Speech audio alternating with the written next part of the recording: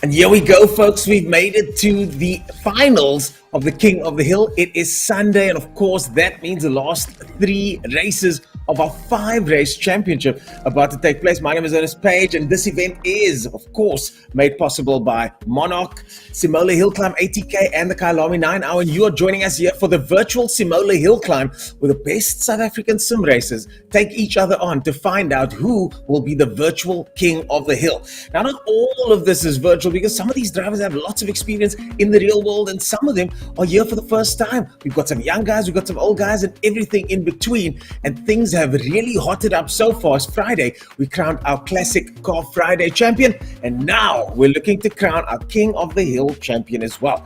I'm joined in studio today by Daniel Haynes, and judging by that picture of there, I'm sure you guys can see that this man is very serious about sim racing. Daniel, I think we've got some serious sim racing ahead of us today.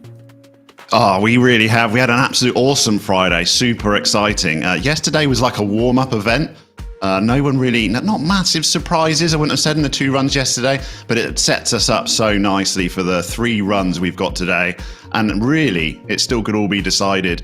I'm expecting a little bit more like the Friday today. We're going to have someone hit those tires for sure. Anyone could come away with the crown of King of the Hill in the virtual hill climb here at Simola. So super excited. Also 3 great pieces of machinery going to go up the hill today. We start off with a GT3 car, very familiar to guys in this BMW E89 model. Quite biased towards that one because I actually own one of those cars. It's in the garage right now. It's my wife's car. It's not as good as that one, otherwise I'd be nicking it a little bit more, but it's the road-going version. Then we move on to some real hot cars, some taking some liberties in the virtual world as we go on to the McLaren P1 GTR, which is just insane. And then finishing off with an LMP1 classic from Le Mans in the R18, which is more like a spaceship than a vehicle. So how they get that up the hill, I'm really looking forward to find out. It's going to be a classic. Don't go anywhere, guys. More about those 1,000 horsepower or so cars later. Now we're dealing with this, the 530 horsepower BMW Z4 GT3 weighing just 1,265 kilos. It's not the lightest car, but GT3 cars are so epic to drive. Tell us a bit more about your one. Actually, I didn't know you had one of these parked in the garage. Yeah, my wife's got the road-going version. She absolutely loves it because it's a drop-down convertible. But unfortunately, it hasn't got the 4.4-litre V8 that this GT3's got that was taken from the M3. Otherwise, that might be my daily. But yeah, it's still a good-looking car. I'm not a super fan of the modern-day design language for the current range of BMWs. I do think this is sort of more of a classic style with a nice-looking front grille for sure. But yeah, you whack a great big rear wing on it and a big V8, it's going to be a handful, and it's going to be a lot of fun to drive. Yeah, it certainly does have that classic sort of sports car setup where the driver's sitting quite far back over the back axle with a long nose to look over as they make their way up the hill. Now, do you think that will affect visibility out of the car in any way? I mean, some of these guys are running VR setups. This is, of course, a Assetto Corsa, which is one of the most accurate simulators available today. So if there's going to be any advantages or disadvantages, those advantages, they come to bear. Yeah, they do, but this is one of the cars that probably is going to be one of the most driven cars in Assetto Corsa. Anyone that's joined a GT3 league in Assetto Corsa over the years, maybe here in leagues in South Africa, this will be a very, very hot pick. It's a manageable GT3 car. It's always there or thereabouts in the timing. So I know for sure quite a few guys here would have driven that before in the past. That'll probably put them in good stead. It's going to be up there maybe with the Mercedes we saw yesterday.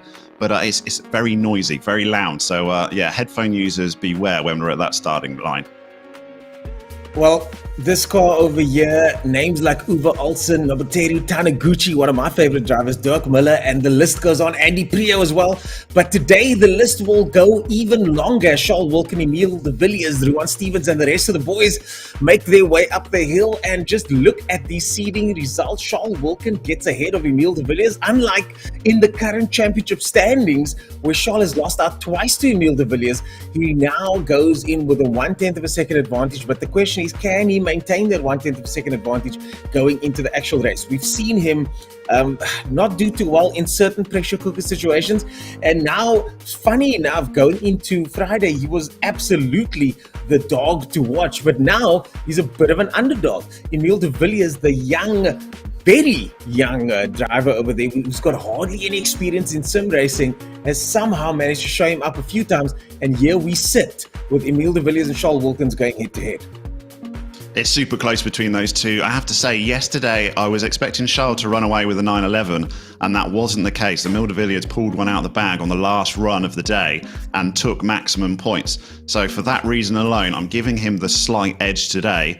However, we checked these seeding times, and Charles Wilkins has gone back and had a good go at all three cars. He actually tops the seeding times in all three. So if he could win all three rounds, it'd be 3-2, and Wilkins could take it. But it's just whether he can cope with that pressure. I don't want to keep harping back to Friday, but we've got to mention it one more time. Wilkins had one run to get the Classic Car Championship under his bag, and he choked a little bit. He made a mistake, and I know in the first running of the virtual hill climb, it did the same. So that mentally might just be playing on him a little bit. Whereas the young Emile de Villiers, I mean, he hasn't got much mental experience to call from because he's so young. Yeah. So it might actually be a benefit for him. Yeah, it's so weird how that can be a benefit for a younger driver, just not having any of that baggage to deal with. There's nothing at stake. You know, if he doesn't do this one, he'll do the next one and the next one and the next one. Charles being 47 years old, you've got to wonder how much longer he's going to be doing this with all these young whippersnappers coming up through the ranks. Guys like Michael Koenig also to watch out for. Leon Leroux, Sean Dednam, also another youngster. Mornay Deploy, Dennis Mitchell, our Friday winner. Also watch out for him. And of course, our dark horse, Yassine Manuel, Richard Clark at the bottom there. Don't write these guys off at all. Well, folks, we're about to start our next round, and in case you missed it, you can check out the stream from yesterday, the recorded stream. We had 2 heats yesterday, 2 rounds yesterday, and so far Emile de Villiers tops out that championship standings, but Charles Wilkin with everything to play for, and it's not over by a long shot as we head into round 3. One tiny mistake can see any of these drivers go up and down the order. And that's what makes this competition so nerve-wracking. It's 37.479 seconds of absolute focus with absolutely no mistakes. I started a little bit of seeding in the beginning. This is one of those stories where they say the older you are, the faster you were. The older you get, the faster I was, kind of thing. Something around those lines. And certainly, I realized the time, effort, and energy it takes to be competitive in this is so much. And these guys are the best of the best. Here we go, folks. This is round 3 of the Monarch Simola Virtual Hill Climb, brought to you by ATK, Kailari 9 Hour, and of course, the actual Simola Hill Climb, which is taking place right now.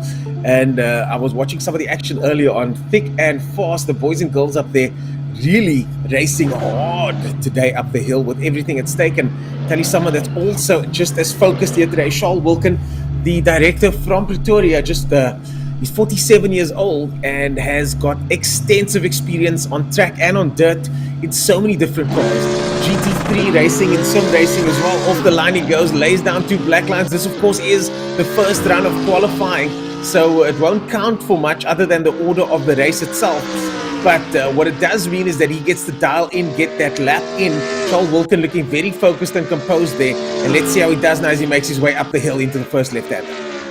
And then we had Charles Wilkins did something very interesting in his 911 run. He slammed on the brakes and then just heated across the line to make sure he had an early run and didn't have any pressure put under him. So we're going to see, didn't really pay off in the end in the 911. So whether he carries on with that tactic as he comes up to the line now, or whether he just blitzes it and puts on an early benchmark. He does, 38.475. So he's decided not to sandbag this time. He's showing his hand early. No sandbagging here, 37.4 is best time, so about a second off. And you think a second is a lot, but under these kind of pressures, in this kind of environment, to let go of that second is easily done, as the young Emile de Villiers, just 14 years old. Javier is his nickname. I'm not sure where that name comes from. Look at that launch. Nice launch off the line there across the circuit. He launches to the right-hand side, which I myself was preferring to do. Unlike some of the other drivers, Emile de Villiers now going through that corner very close to the outside left-hand tires over there. You don't want to be anywhere near those tires. You don't want to touch those tires, in fact. And Emile de Villiers now making his way up the hill. The young de Villiers, the younger of 2 de Villiers, senior de Villiers, not able to compete today because they share a rig. And Emile apparently still quite new to the sport. So I think we're going to be seeing a lot more of this kid, because senior de Villiers told me they're going to be taking things a lot more seriously as he makes his way up the hill. And this is going to set the sort of theme for today, this benchmark time. Ooh. Oh, look how close that is. 2/100ths of a second from Wilkins. They're so close, so it looks like they're both giving it all. I think 1 second off their seeding times is what we've come to expect, because you've only got one run here. And obviously, to give you an idea, we got Ruan Stevens now coming up to the line. I had a chat with him this morning. He went back and checked how many kilometres he's put on this track virtually, and it's around 2,100 laps in total over the last few weeks, which is just insane. So that'll make you feel a little bit better about yourself, Ernest, in your practice. The amount of time that these guys have put in. Yeah. That's exactly it. I could see myself going down the rabbit hole and dropping the ball on some of my real-world commitments here and there, which I'm not willing to do anymore. So, you know, if I was to do more laps, maybe I wouldn't have even have turned up for today's event. So it becomes an obsession to these guys, and like maximizing the perfect run up the hill, doesn't it? And you can never seem to get it. You're always just after that little bit more. But in the words of 2/10 of a second down, well done for him. Dennis Mitchell, our winner from Friday, going up now in the VR goggles. In the words of one of the Schechter brothers, I think it was Jackie Schechter I was talking to, he said, "The hill calls you back. The hill calls you back."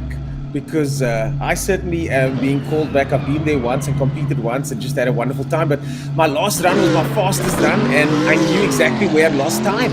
So I wanted to go back and beat that time, but obviously the event was over. So, you know, that's what the hill does. It calls you back. And if you can do 1,000 laps in the virtual world, then why not? And that's exactly what these guys are doing. Dennis Mitchell, now also no stranger to the hill, having won Classic Friday. Dennis Mitchell tipped to also oust a couple of people here and maybe make his way further up the order. He hasn't been able to do so as yet, but can he do so now as he nibbles on the rev limiter there up the hill in this BMW GT3 car here? Very fast goes Dennis Mitchell, close to the finish line now. Just a couple more corners to go there. He made a mistake in the Porsche yesterday, and it's unfortunately left him right down in the leaderboard, so he's got everything to prove today, and he's got a good quick time there, only a 10th off, so maybe he spent the evening working again on these faster cars. He was such a pro in the classics.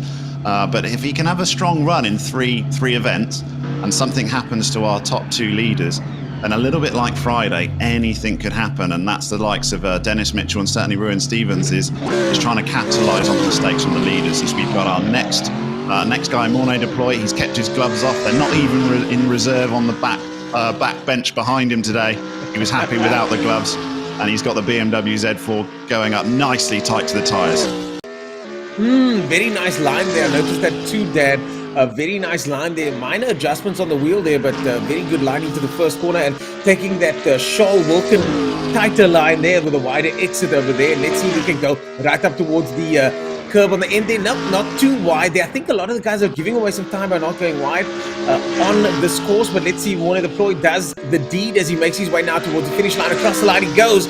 Warner Deploy gets 5th place, 1.3 seconds down. Charles Wilkin to beat Cutney with a 38.475 as another youngster, Sean Dednam, makes his way not to his first day at school, but to the start line of the King of the Hill. No, I think he's probably given up a bit of school time to prep for this hill, because for such a young guy, he's also super quick up here. Remember, these 10 guys, there's no slow guy here. They've had to compete with for a whole range just to get to these final events. So they've earned their place willingly, and they've put in a lot of time to be here.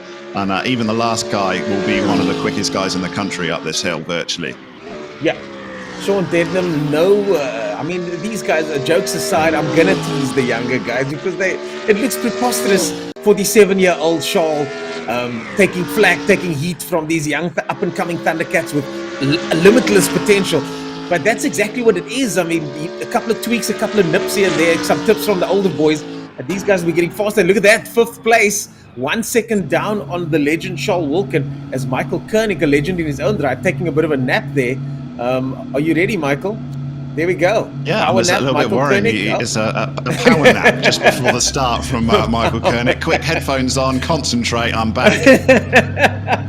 Michael Koenig getting into the zone there, but you really do get drivers like that, brother of Stephen Koenig over here. You get drivers like that are absolutely nonchalant and relaxed before the biggest moments of their lives, and you get guys like me that are absolutely high-strung up until the clutch gets dropped. So just the different temperament of different drivers. In Michael Koenig's place, obviously relaxed behind the wheel, and now into hyper-focus mode now with the GT3 Z4 being underneath it. Yeah, some people like to play pumping music, others like to sit in the corner in a darkened room, don't they? Whatever gets you into the mood to give of your best. And I think these guys are clearly going through their routines. They should be familiar with it now on day 3, especially people that have also been involved with the first hill climb. You'd think a little bit of experience would help there, trying to cope with some of the nerves as you come up to that start line, and you've only got 35 seconds to perform. I think in some ways, well done there, 8/10 of a second down, and Charles Wilkins 38.475. Leon Leroux now stepping into view, and I think these guys, Leon Leroux with his scarf/dog. He's going to mention that every time we see that picture, aren't we? Every time. I mean, I can't help it. It's right in my face. But the thing is, I think these guys have it more difficult because if you're competing in the real hill climb, all you got to do is go home and go sleep. If you're competing in the virtual hill climb, some of these guys would be practicing all night, and but it runs a little bit wide there. And some of these guys will be practicing all night. And is that a good thing? Do you want to get more dialed in? Do you want to get more fatigued? There is a drop-off point. We've all experienced that. So Michael Koenig now will at least Leon Leroux over here. What was his strategy going into today? Did he practice till late last night, like Leon Leroux might have, or at least like Michael Koenig might have? We're going to find out soon enough. Here we go, across the line. Good time there, but not good enough. 1.5 seconds down is Leon Leroux as Yassine Manuel. And all these guys look a little tired. I think these guys were practicing till very late last night. I think they possibly have. But I mean, you're quite right. It sometimes doesn't give you any more pace, or you don't beat your times. But what excessive practice does do, from my experience, is it definitely makes you a little bit more consistent at getting those top times that you once had. So instead of a once in 10 run, you can do it a little bit more often. So it will help, and you've not got to pay for fuel and tyres, because I wouldn't like to do 2,100 laps up here in a real car and have to foot the bill. Yeah. So you make an advantage of the virtual world. Well, these guys can thank our sponsors, Monarch, Simola Hillclimb, 80K and Kyalabi 9 Hours, for supplying the fuel for this, the virtual Simola Hillclimb, guys. So be sure to give us a shout out there, because if it wasn't for our partners and sponsors, of course, none of this would be possible. So free fuel for everyone for the rest of the weekend, at least on the Simola virtual Hillclimb run, as we see Yassine Manuel making his way towards the finish line. Yeah, so you said that when you went there raced a couple of years ago, you only got 12 attempts. So you can't, you're struggling to even learn the lines in 12 runs, aren't you? These guys, 12 runs is absolutely nothing. They do that in 30 minutes. So yeah, there's massive advantage there in the virtual world. The first time I went up, it was raining, and I'd never really studied the track, because I was, it wasn't a competition event as well. It was a competition event as well as a career event for me. I went as a motoring journalist, so I had work going on as well, and I didn't study up and focus up on the circuit as much as I could have. First lap was in the wet, and I didn't know what was coming. So enough about that, folks. We're going to go to ads, and we'll be right back after this with round 3 of 5 of our virtual Simola Hillclimb Championship. Stay tuned. Well, when they invited me to come and experience the Simola virtual hill climb, one has got an impression about the real life event, but nobody has ever told me that we're actually going to experience this. I must tell you that I was hugely surprised as to the quality of the product.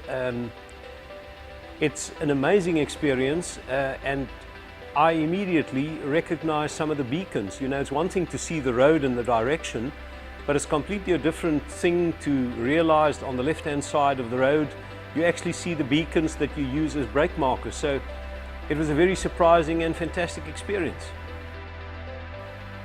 I come from the old school, so we learned motor racing through going to motor races, seeing racing drivers, and then starting to experience it. But I mean, the tools that people have nowadays and the benefit of, if there can be any benefit of COVID-19 lockdown, it forced all of us to be far more ingenious. And what an amazing program that the South African engineers and developers have created here in our back room in Cape Town, South Africa. So you can now use the program, have a full experience of the Simola Hill Climb, which is a very limited event with numbers of competitors, and you can do this over and over and over without spending the amounts of money that one normally does with motorsport. So now I think this is an amazing development. It's a wonderful platform. It just expands motorsport to the youth and to older people equally, that they can experience what we're experiencing as racing drivers. So it gets my 10 out of 10 support.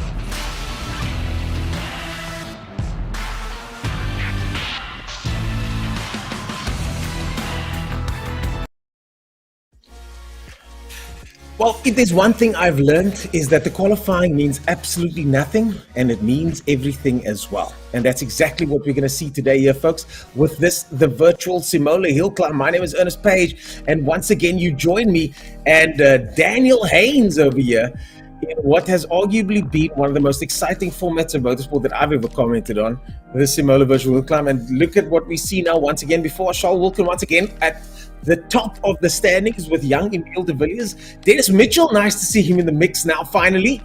And Ruan Stevens, Michael Koenig with what I thought wasn't a solid run at all, but still managing to get 5th place over there. Sean Dednam, the youngster, doing very well amongst the rest of these older cats out here. And then Morne Deploy looking good in 7th place. Yasin Manuel, maybe a bit more potential there. Leon Leroux also generally doing well in our 80K Pro Series. I think those two guys could still upset things. And again, the qualifying means everything and absolutely nothing as well. Yeah, but it's still nice to see that it's so close at the top in the qualifying runs. We're not sure what goes through the mind of Charles Wilkin and what will settle him down, but he's decided to just go out there and set an early benchmark and be top of the board, and that's what he has done. Even if it is by such a slim margin as 2/100ths of a second, he will be going last, and yeah, it'll be up to Emile to set that benchmark time first. So how will he cope with that? It's all mind games at this point as we go to the real cutting edge of this championship, the King of the Hill, who's going to be the champion. Well, we might have some mechanical issues as well. So, on race day, there's a saying that goes, that's what race cars do, they break. And in this case, we don't have that situation so much, but Richard Clark certainly might be having some technical issues at the moment, so we wait to see if he's going to make it to the start line. He'll be the first of our races in race 3 of this, the King of the Hill, of the Simola virtual hill climb this year, 2021. I'm so glad we finally starting to get motorsport back through sim racing and also motorsport back through real world racing. And this weekend all happening on the same weekend, thanks to Monarch, 80k Kailami 9 hour, of course.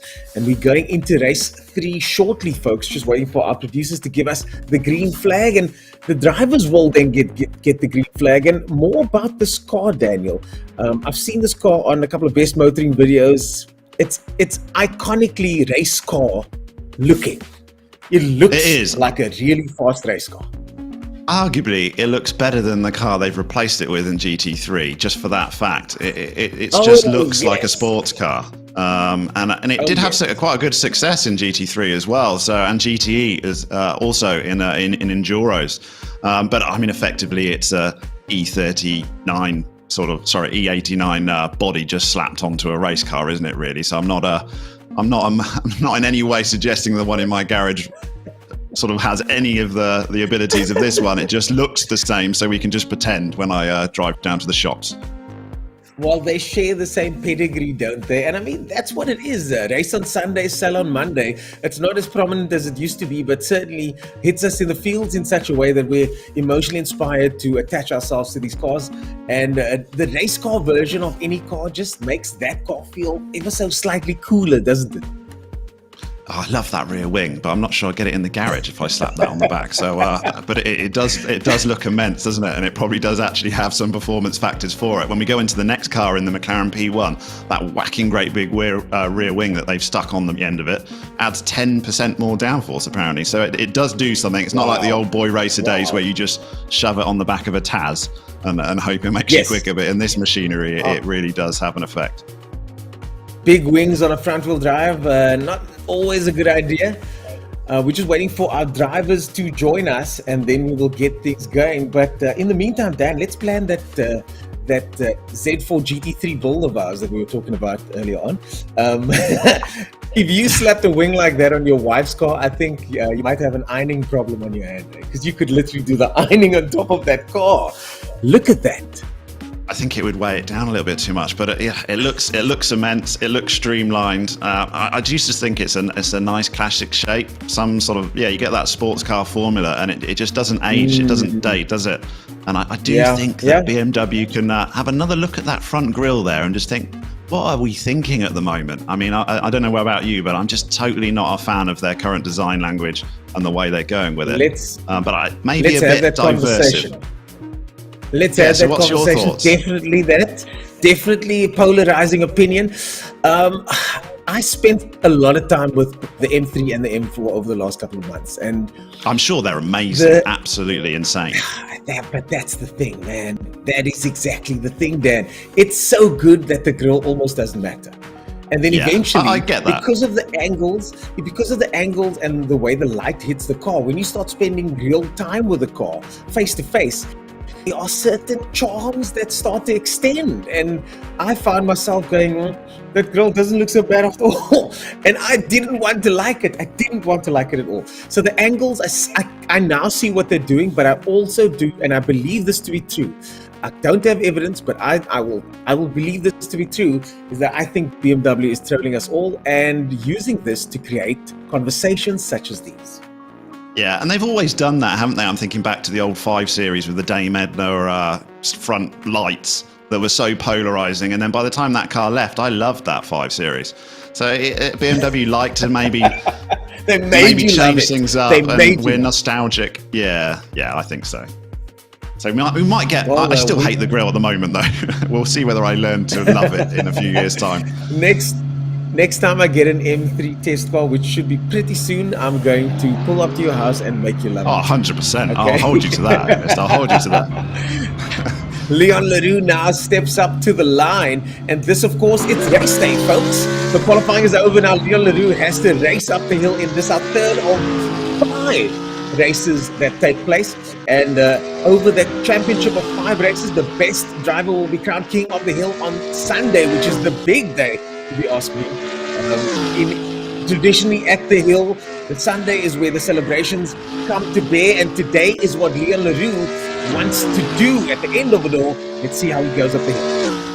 Just thinking with this Z4 that people seem to be quite more comfortable with it because they're pushing those tyres on turn 1 or 2. We've seen them drift out and everyone's comfortable being very close to them. Those are tyres that we've seen all weekend catch people out. First time across the 39.196. But yeah, maybe a little bit more comfortable. It is very manageable. It doesn't have any sort of features that want to kill you, so they can just push that margin to the tyres a little bit more than they would have done in some of the more difficult cars we had earlier in the weekend.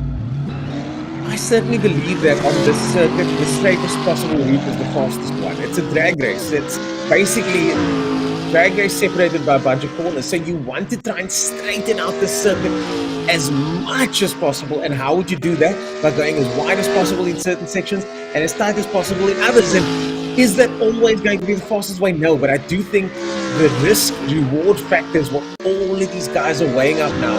You set the signal for 3 degrees to your arm and you get 3.1 and now you're in the tires and it's all over. So, man, it's a lot of pressure for one driver, I tell you that much.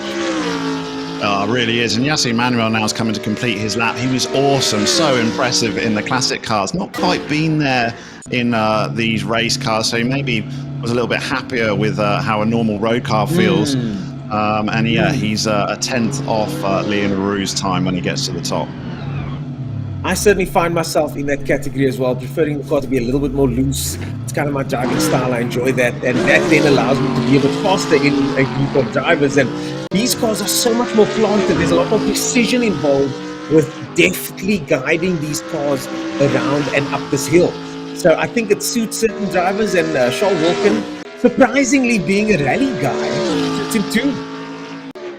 Yeah, but rally guys are always quick, aren't they? I remember watching like a Race of Champions and you put Loeb in a race car and he's just quick in everything. So they have immense skill of just being able to feel the grip because that's what their trade brings to them. So they also know when to stop the back end coming out, if that's the quickest way. Yes, it's about finding the grip, isn't it? 31.001, Deploy goes fastest provisionally. And that, of course, means that Deploy is currently your leader, folks. Well done to him.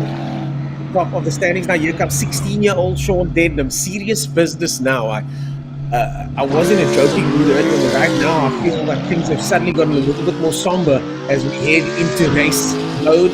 Sean Dednam certainly in race mode as he makes his way now into round 3 in the BMW Z4. Up the hill he goes, turning hard into that right-hander over there. And that's as focused as I think I've ever seen a 16-year-old's face on webcam. He really is concentrating hard, isn't he? He's getting everything into this one car. He's using all of the track as well, clips a bit of the grass there. I think that is the line you want to be taking. And is this going to be quick enough to put him at the top? It should be in reverse order of time, so we're expecting everyone to work their way towards the top as they come across the line, and Sean Dednam does not do that. He's a 10th down. So Deploy did well in his run. Just a 10th down. Sean Dednam, just a 10th down. Michael Koenig really is asleep behind the wheel. He sleeps every time. I think this guy needs some coffee, I think. Surely Dad can whip up a cappuccino for him. Yes, please. And pass me one too as well. One sugar, lots of milk. Michael Koenig's brother, Stephen Koenig, of course, very active in the community. Stephen, if you're out there, please, if you could give us some info as to, I know we did speak, I just can't get the information right now. You can send a message. What exactly has Michael been up to this weekend? Because I think this guy's going to have one heck of a weekend. Hopefully he can have a good time up the hill. Here we go, Michael Koenig driving hard, back into focus mode after taking a little bit of a nap on camera. And drama ensuing here at the King of the Hill. Can you imagine? I mean, you think the nerves are going to be there because you put in 2,000 plus laps, these drivers. We're talking 20 odd hours of practice, and it all comes down to 40 seconds in each car. You'll be gutted if you dropped it on the one run actually counted, and it doesn't. He goes 38.943 does Michael Koenig and tops the leaderboard so far. Michael Koenig on top of the leaderboard, and ladies and gentlemen, that is for anybody, even the guy that starts first. It's a step in the right direction. you are now on top of the leaderboard of a round of the King of the Hill competition. You can take that home with you. You will always have that. The Redfoot books will always show that. So well done to Michael Koenig. And from what we hear, he's been practicing his starts religiously. So I would imagine that went on till pretty late or maybe early this morning then. Yeah, he's a law student in Pretoria, is Rowan Stevens, and he says he's looking for a job next year if there's anyone who wants to offer him one. I'm not sure whether being quick in a BMW Z4 or other virtual cars is a benefit in a law profession, but it can be on his CV nonetheless as Rowan Stevens comes up to complete his run, see whether he can go top. He was our third quickest driver in basically every car so far on the seedings, so expecting him to go top here, and he does indeed. 38.852 for Rowan Stevens. Ooh, nicely done for Rowan Stevens. And we're seeing the guys oust each other one by one off that top spot as Dennis Mitchell, 41 years of age, from Cape Town, South Africa, of course. And in the Dunlop sponsored ATS, got some ATS on there as well. ATS, maybe spying those tires for him as he makes his way. And that start does seem to be difficult, so difficult that Michael Koenig thought it good to practice most of the night.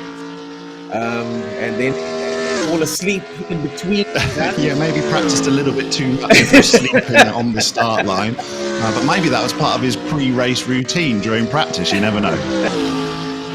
But the thing is, Michael, no disrespect, my friend. You now got massive respect for you guys. But that was funny though, man. To see someone literally like just we're racing and then be in it within seconds. I'm too nervous to have a little snooze.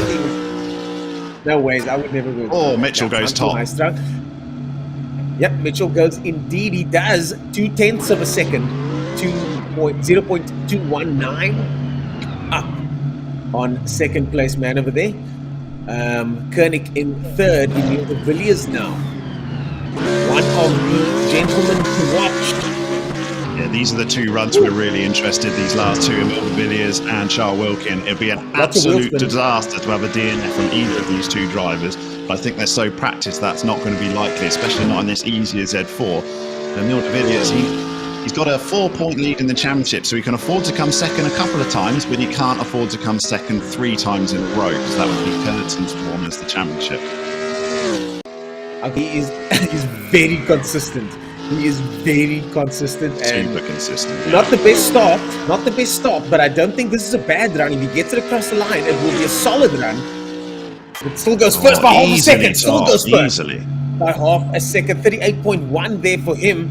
38.1 for your leader, De Villiers over there. And the best time so far up the hill in this specific car is a 37.4 by Charles Wilkin, 37.4. So Charles Wilkin is 0.4 of a second faster in seeding, but he wasn't able to get that close. He got to within a second of that time earlier on. So now he needs to do the same pretty much as he did earlier on to beat De Villiers, but can he do it? Charles leading in there, going in hard. That was very fast through there. Good start from Charles De Villiers as well. Now up the hill, he goes into the left-hander. This is the corner that's going to, I think, define whether De Villiers will make it through. He takes the title line that he usually does, and I think he's done enough so far, but we'll see. Yeah, it looked really good to knit through that corner. That's a corner that hounded him in the Ferrari in the Classic run, but he didn't make a mistake there whatsoever. He was quickest in the 911 qualifying, but didn't manage to get it in the race run. So you want to try and reverse that now. He needs to get 2 points back on Emil de Villiers. Is he going to cross it? No, it's not enough. No. A 10th off again. Oh, Charles Wilkin goes a 10th down. Disaster for Charles Wilkin and elation for De Villiers. Folks, we'll be right back after this. The King of the Hill continues soon.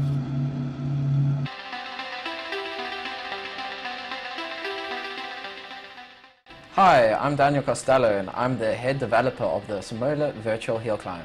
So an initial basis of trying to detail the terrain was importing a Google Maps API for the latitude and longitude as well as the heighting. And then moving on from there, we got some good bumper camera footage that include pitch and roll, which was extremely accurate to start developing the road surface itself and all of the little nooks and crannies that happen within the road. Later on in the process, we started working on the modeling. So this pretty much took a photo of, say for instance, the estate's gate, and sort of modeling from scratch all of the textures, all of the models' heightings, the glass panes, all of that, just from a photo. So that definitely took a while, as well as making from scratch the humans and the buildings, and it was quite intense within a 3D modeling space. Later on, once I was happy with sort of a beta version of the product, I gave it to some professional drivers, for instance, the Cronje brothers, and they sort of critiqued it. They're the professionals, right? So they went and they were like, no, there's a bump in this section. This road surface here has been tarred over differently, and around this corner. And they pretty much gave me the critical feedback that I needed to be able to make it as accurate as possible. Last final touch-ups that we did to the track was just sort of beautifying the area, populating it with more vegetation, humans, but more specifically than that, it was branding space, it was sponsorship space, allowing a future for the track to put in brand titles and so forth like that. You guys enjoy the track that we built here at Monarch, and I hope you guys have fun.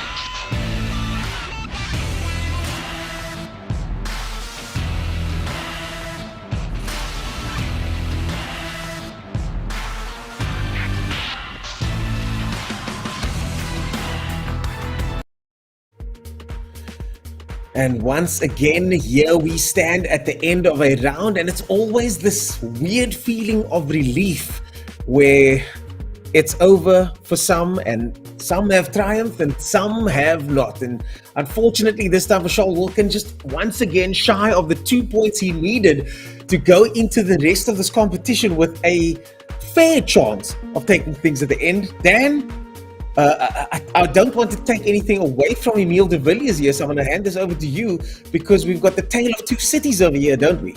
Yeah, it's actually a massive result, because it basically takes the chance of winning out of Charles Wilkin's hands. Even if he wins the next two rounds, it's not going to be enough. He's going to be short by 2 points. Emile de Villiers can afford to let off the gas a bit and come second twice. Now, that might not mean anything if we get a DNF, but as it stands, Emile de Villiers with 3 wins in a row has put himself full favourite to take this. Charles Wilkin's going to be disappointed with that. I really think he will. He's done it again. He set the fastest qualifying time, but the run that actually counts just found wanting a little bit. So yeah, 6 point lead now is starting to look a little bit unsurmountable from Emile de Villiers. He's going to be happy with his day's work so far. So insurmountable, I don't know. That I'm not so sure about, because I do think at this stage, the mental game that Charles Wilkin should be playing is, what does he need to do to win this competition. And what he needs to do is, number one, win the next 2 rounds, which is a given, as you mentioned. But number 2 is put the kind of pressure on Emile de Villiers that is going to cause Emile de Villiers to make a mistake. We haven't seen Emile de Villiers in the BMT moments yet. We haven't seen him at the end of a competition yet, and this is where temperament and big match temperament comes into play. So I don't think it's over yet, but I certainly think Emile de Villiers has done enough to put himself in the best possible position going into the last 2 rounds. But the next 2 cars have got 1,000 horsepower. I mean, that's just insane. And it's going to be so easy to clip a tyre, and that will be 2 points. You could drop 10 points easy. So for sure, it's not over. And that's where Ruin Stevens and Dennis Mitchell are looking at it. We've got a battle for the last sort of rounding out the podiums there. Dennis Mitchell had a bit of a disaster in race 2, but he's come back strongly and beat Stevens in 3rd place in round 3. So we're also trying to see who completes our podium positions. It's a fight between these two for sure. Well, I think there's a fight between those two, but Leon Leroux, Morne Deploy, tied on 15, and Michael Koenig 14 are also kind of within striking distance of that. Definitely top 5, but certainly possibly 4, even maybe 3 if something crazy does happen. If Morne Deploy gets a win over here, we're looking at a totally different field. So, Dan, anything can happen, and here she is. She just appears in front of us over here, the McLaren P1 GTR, 1,000 horsepower of England's finest. Dan? It's amazing, isn't it? It really is amazing. I'm a huge McLaren fan, obviously a huge fan. I can hear the music. I can hear the I'm the dribbling. national anthem. I can hear the national anthem. I'm dribbling as I look down here because I think the McLaren P1 is the finest vehicle they've ever built. I know they come out with too many special editions and new models all the time, but this is an absolutely amazing piece of machinery. And then they've just gone even more nuts with it in this GTR track version. They stripped 50 kgs out of it somehow. Don't know where, but they managed to find 50 kgs to just lighting it a touch. They gave it 50 horsepower, a little bit more. But that big rear wing, we talked about it earlier, adds 10% more downforce. It's an absolute missile up the hill, and I took it for a bit of a spin myself, and it's so fast that it actually is difficult to drive because you brake earlier than any other car for the weekend, and you think, it's because the brakes are bad. Yeah, you think the brakes are bad, but they're not. They're insane. It's just you just never driven anything with this amount of horsepower. So you get to your braking zone and you just go straight on. You just don't realize how fast you're going. Well, that 2.6 seconds to 0 to 100 is purely academic, isn't it? And funny, we should talk now about the tires, the grip, the lack thereof, the perceived lack thereof. But the starts in this car are going to be absolutely critical. That 2.6 seconds to 100, these guys have to nail that every time. And in a car like this, it feels like that could be the roll of the dice, isn't it, Dan? Yeah, definitely. And we got something unique for these next 2 vehicles in the P1 and when we go on to the R18 is as opposed to all the other cars for the weekend, they've got an extra button to press. It's when they want to deploy their hybrid engines and get that power boost. And it's a big power boost as well. It's worth a lot of time. So they can use it whenever they like on the P1, but on the R18, they've got a limited amount of it. But there's definitely a trick in and how you use that in the P1. So we'll talk about that a little bit later as we start.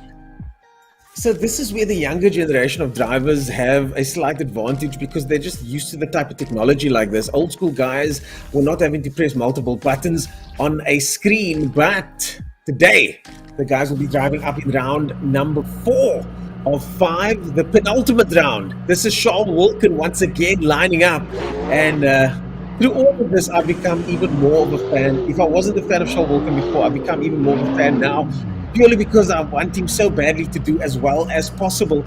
But there is a young man named Emile de Villiers that has something to say about that, Dan. Yeah, Wilkins, he's got a bit of he's got a massive lead in the qualifying times for this P1, and it's all down to when he deploys that MG UK. It's worth 460 horsepower, and just look here as he comes around this corner. It might be a slightly different line than what you've come to see from him. He keeps this car as straight as he possibly can because when you deploy that MG UK, it turns off if you turn the steering wheel. Oh, look at that. He took the V line there. He 100%. took the V line through that corner. And because that's the only way you can leave it planted. And I think it's worth a lot of time. It's a trick that he found out and he let me know on it. And he's got a half a second lead in the qualifying run. So surely out of any of the cars, he's got to win this one. Oh, 36.7 there for Charles Wilkin. And the V line, I've discussed that with ex-production car national champion or touring car national champion, international touring car driver, DeAndre Bay, name drop there for you, Dan. And he explained the V line to me many years ago. And when I tried it in a corner at a certain circuit, it worked incredibly well. It's such a way to get in a powerful or more powerful car, get the braking and the turning over with, and get the car pointed straight and shoot that catapult as hard as you can. And that's exactly what Charles Wilkin's doing here. He has a lot of power under his foot, 1,000 horsepower. Emile de Villiers now going into this, the first qualifying. It doesn't count for much, takes the conventional line there. But this time now, I think is going to be quite telling there. Yeah, I'm really interested to see what this is, because you've got 460 horsepower that can be deployed or not deployed depending on whether you've got any steering angle. So it's worth so much. You think 460 horsepower, that's the entire power of the Z4 that we had before. And there we go, 3/10. That's the difference. Charles Wilkin, that's a very comfortable lead. But please, can he just do it on his race run? That's all we want. We want one real hot run. It doesn't matter now, it matters in the next one. Well, the thing is, Dan, that we saw now that the lines are different. The car is incredibly tricky to drive. I mean, it's quite interesting to me that our producers and the organizers of this event have structured out the cars like this. I mean, this is I wouldn't say a nightmare situation, but it's certainly a situation that makes things even more pressurized than they already are. Yeah, totally. But what a fast car. I mean, I'm looking at the times, 36 seconds. Yesterday we had the A1 GP car going up, just about hitting 36 seconds. And that's a full-on sort of single-seater race car, isn't it? It just shows you how quick this M1 GTR is. As we get Dennis Mitchell across the line, half a second back. So I think Wilkins has got a big advantage in this P1, but it's all down to the one run, as we said. Yeah, I think the record here is around the low 35 mark. As far as I know, broken and gone down to 35.2. And Charles Wilkin's fastest time here in this P1 before is a 35.9. So he's got another 6/10 in the bag. Emile de Villiers' fastest time here is a 36.4. So Emile de Villiers within 7/10 of his own time. So Charles' best is way faster than Emile's best on this one specifically. But now we join Ruan Stevens over here, who's also himself trying to do his best. You said you did have a little chat with the young gentleman over there. Yeah, no, he was letting me know just about how much time he'd put in. Yeah, 2,000 plus laps, as we already said, which is just crazy. But he's in a battle to try and get this podium spot from Mitchell. It's not quite enough. It's 4/10 off of Mitchell. But those two are going to be fighting outright to the end, I think, to see who can finish out the podium spots. Qualifying run is not everything. There's no points for this run. It's just to settle your nerves. But he knows that he's got to find something in his next attempt if he wants to keep that podium position. Leon Leroux is our next guy up. Yeah, Leon Leroux. Of course, this event powered by Monarch. Oh no! Oh no! As Leon Leroux hits the Monarch tires over there. And the guys at Monarch certainly made sure to make those tires as unflattering as possible, because we didn't want the drivers to touch them and gain any sort of advantage. Unfortunately, at the moment, the physics doesn't allow for those tires to be made softer, but I think that will change over time. This is only the second time this has ever been done. And I tell you, Dan, I've been looking for South African circuits to be done proper for years and years. And now we've got a company that does it locally. Yeah, it's brilliant, isn't it? To have something that's sort of this sort of standard that we can actually compare it to. It's always better to, no one wants to play. You might as well play Mario Kart if you're not comparing yourself against a real world event. You want to put yourself up against drivers and compare times and see how you perform. Michael Koenig's managed to wake himself up for this run in qualifying. I was about to say that we hadn't seen a car into the tyres. I'm glad I didn't, because pretty much straight after it came to my thought, Leon Leroux did put it into the tyres. Doesn't quite matter in qualifying, but we've not seen one in race trim yet. I'm predicting we're going to get one today. Surely we'll get one, and that can turn everything on its head. Oof! There we go. Michael Koenig goes into fourth place, but I certainly look, as far as I'm concerned, the commentator's curse is only valid once verbalized. So technically, you didn't count. I got away with it. Commentator's curse of the weekend, because there's always one. Hopefully, it's not me, and there's only one other commentator here, so I was hoping it would be you. Keep it out of the tyres, guys. I need to get through the rest of the day. Yassine Manuel, I mean, he was such a turn up for the books in the classic cars. All that was very close to hitting the tyres there, but he hasn't had his sort of blitz run yet in these race cars. Can he do it with a bit of KERS? Maybe he needs a little bit more electronics to help himself get to the top. Possibly not, because he was so hot in that Ferrari in that 1967 trim. But yeah, he's coming up to complete his run in the P1. Oh, he he's touches not the going tires to. there on the side. That's He's death right there. I completely mean, off he the just circuit there. disappeared. But that kind of incident is the kind of incident exactly that happens at the hill. I mean, the cars hit that side of the mountain over there. They then go to the other side and go down the rest of that hill. It's terrifying because the risk of that happening is so real.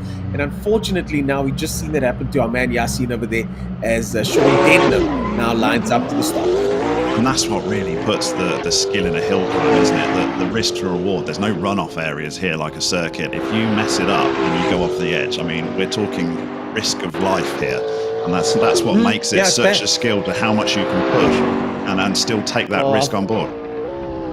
Our thoughts go out to Chris Hollis, who took that risk and unfortunately has had a bit of an incident. I haven't seen it myself yet. I'll watch it after with our proceedings here today, but it does tend to happen. It can happen. That's motorsport. It's a dangerous game. And someone that has no fear so far, Sean Denham, the young South African looking good there, gets it a bit sideways. He's going to go across the line sideways, slides through the gate in style. That is Slides optimum style points there. I mean, my word, that will actually count. He didn't even clip the gate. You get a DNF if you clip the gate, but my word, was that He didn't awesome. touch the gate. Like a boss across the line goes young Sean.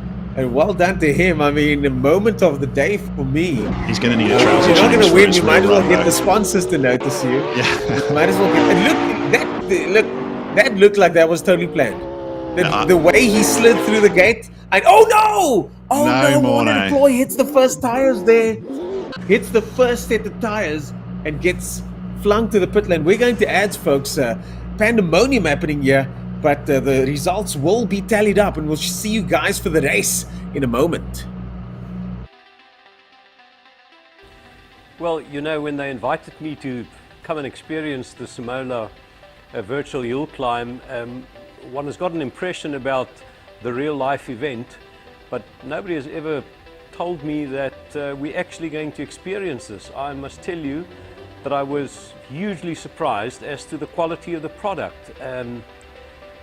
It's an amazing experience, and I immediately recognize some of the beacons. You know, it's one thing to see the road and the direction, but it's completely a different thing to realize on the left-hand side of the road, you actually see the beacons that you use as brake markers. So it was a very surprising and fantastic experience. You know, I come from the old school, so we learned motor racing through going to motor races, seeing racing drivers, and then starting to experience it. But I mean, the tools that people have nowadays and the benefit of, if there can be any benefit of COVID-19 lockdown, it forced all of us to be far more ingenious. And what an amazing program that the South African engineers and developers have created here in our back room in Cape Town, South Africa.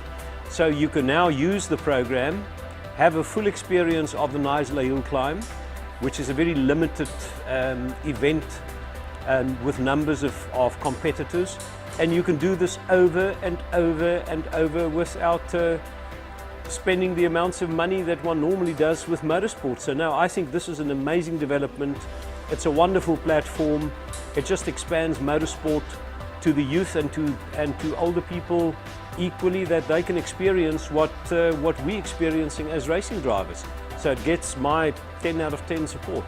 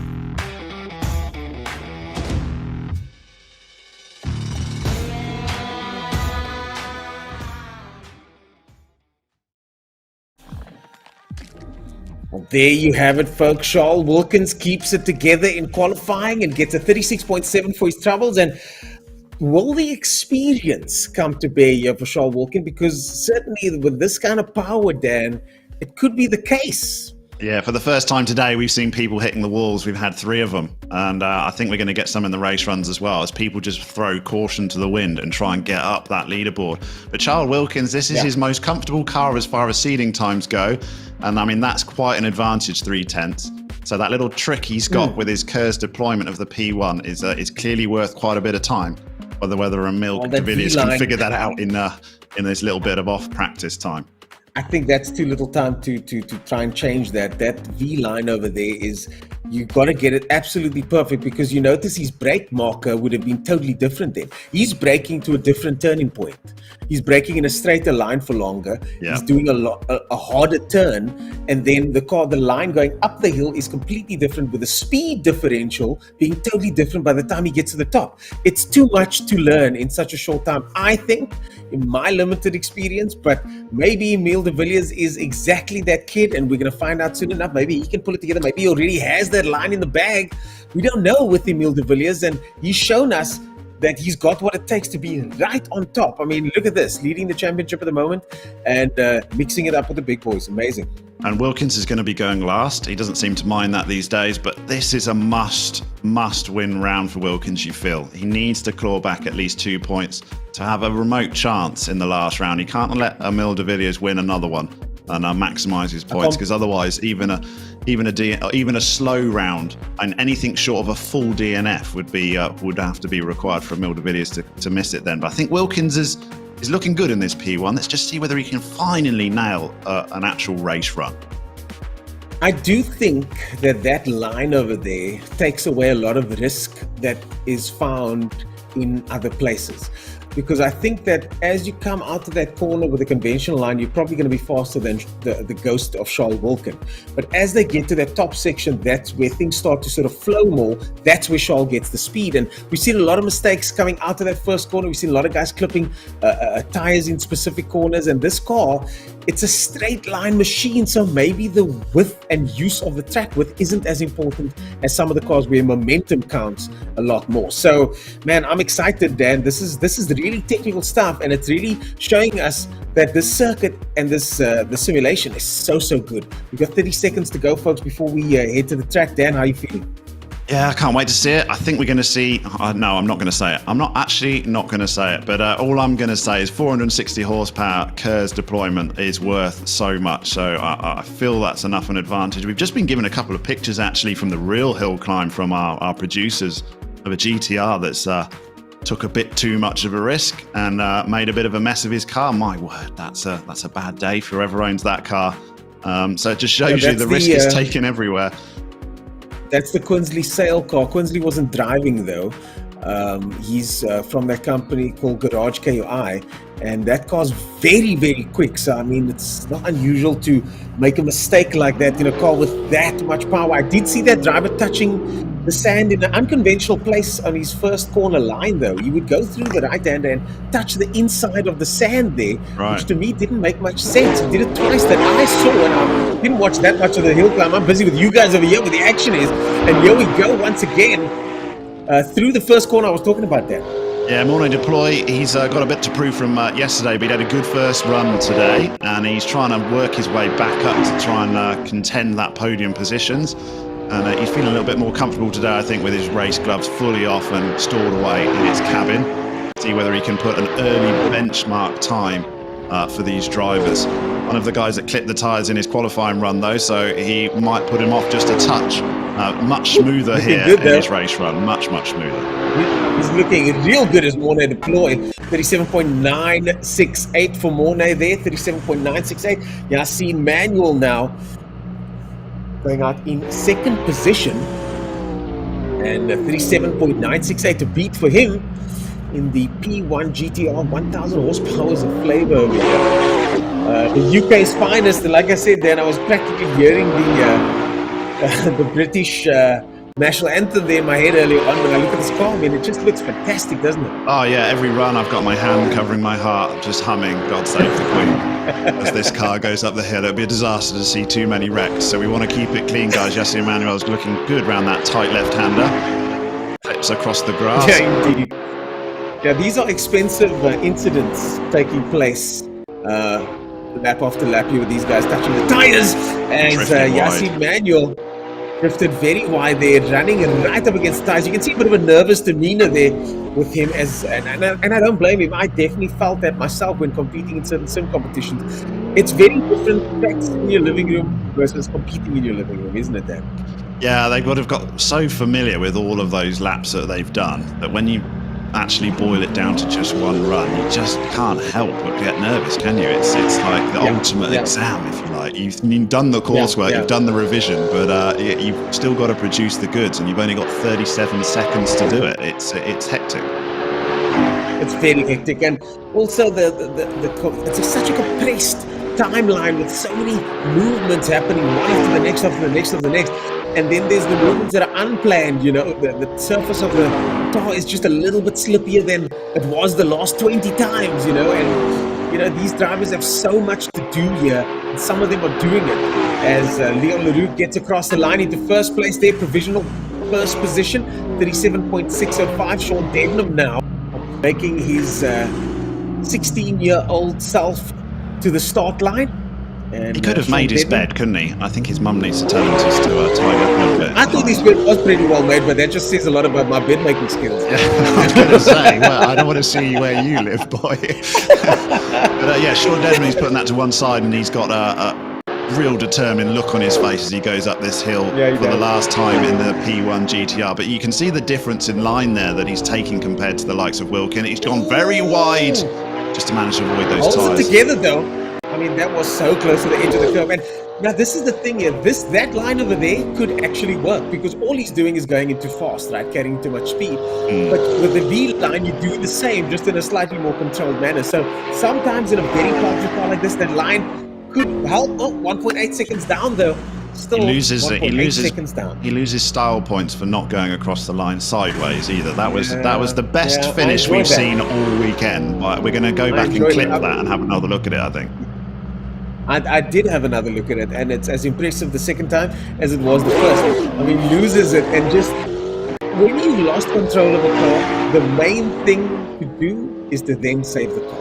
Once the control is gone, you're not racing anymore. So we now need to save the car, and that's exactly what he did. It was a nice bit of control there at the end. He slammed on the brakes in the right way. A little bit of panic, maybe. I don't know. We'll have to ask him, but he nailed it across the finish line. Yeah, he didn't wince at all, did he? He just stylishly went through sideways. So now we're up to the real fast, sharp end of the grid with Ruin Stevens and Dennis Mitchell fighting for those podium spots before we get to our leaders. Yeah, you got to feel like Ruin's not had the best run here so far, has he? Lines have not been clean. Comes across fourth.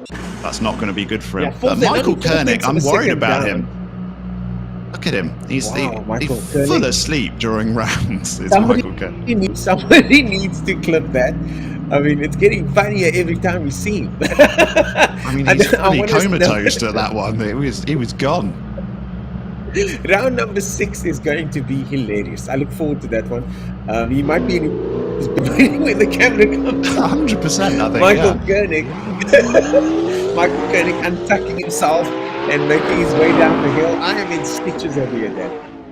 Yeah, so he's going to try and wake himself up. I'm not sure that's the best prep, but it clearly works for him. So he's coming up here. Well, he's not taking the V-line. Definitely the only person we've seen really properly do that is Charles Wilkin, hasn't he? So that's got to be where a lot of the time's coming from in the Kurz deployment of this P1. But Michael Koenig's he's got some points available to him with Ruin Stevens not having the best run. He can poach a few points off of him there and maybe get himself into that podium contention. Yeah, this car is incredibly fast. I mean, look at that. 37.127. He was stoked and he with looked that. fast there. Despite the sleep in his eyes, he looked very, very good going up the hill there. And I mean, that's all it's about, isn't it? If you can get the results with whatever system you're comfortable with, then do you know? I personally wouldn't advise that to you. young drivers out there. But some say Michael Schumacher's racing style wasn't advisable, and we saw the championship team. Well, that was a power nap of note. I think I might have to try that for my next virtual run. So the more he goes into a deep sleep, the quicker he is. Dennis Mitchell in VR, trying to work his way back up. He's got an opening now, Dennis Mitchell. He's just got to beat Ruin Stevens to try and get that third spot. So it's definitely available for him to catch back up in the points department and get up into third position. Now, an interesting thing, I'm looking forward to seeing how these guys that are fast, and Dennis Mitchell also ran slightly wider line there, using that section, because that corner now seems to be absolutely pivotal for good time, Dad. Yeah, look how close that is, 2/100ths of a second. So Michael Koenig had an absolute blinder for him. You could just see before they switched to webcam, he was properly chuffed with that run. And yeah, it's poached him a lot of spots, because we're down to the fast two now, and Emile de Villiers and Charles Wilkins. These are the ones we really are interested in. Emile de Villiers, Charles Wilkins now standing on the sideline at the moment, probably getting into his car as we speak. Emile de Villiers now currently going down the first section into the right-hander over here, and we've seen him not be as fast in this car. And will that apply to the big power Audi in the next round as well? That's how interesting this championship has suddenly become, with 5 rounds contested currently in round number 4 of 5, as Emile de Villiers, Team de Villiers, son of Jeremy de Villiers, makes his way up the hill for the second last competition leg. Keen to see what the time says there. Yeah, I can't wait for this. Is it going to be enough? It's got to be, surely. Yeah, 36.847. That's the benchmark that Wilkins needs to meet. And I think he's got it in him, quite comfortably he's got it in him, but we've just seen these race runs have been a problem for Charles, and this is one that he has to really capitalise on. So yeah, we'll sit and not jinx him with any commentator's curse, but see whether he can just put it where it counts. Yeah, putting it where it counts is exactly at 35.9 is Charles Wilkins' fastest time in seeding, so if he can get anywhere near that, Charles Wilkins, currently second in the championship, having gotten second place in the first 3 rounds of this championship finals. The King of the Hill competition. You see that line, that V line that he's taken there. He's been able to deploy that 460 horsepower longer than anybody else, and that could be worth so much more when it gets to the top. It straightens every section up. Charles Wilkins, our final driver here. Let's see if he's going to be able to take us across the line into first place. He's got 36.847 to beat. Charles Wilkins keeps it tight. He goes first with a 36.821. Charles Wilkins gets first place. He's looking at the screen, waiting for confirmation. He must be happy with that. Charles Wilkins gets it. And folks, we'll be right back after this break as the points get tallied up. Things now heating up, going into round number 5.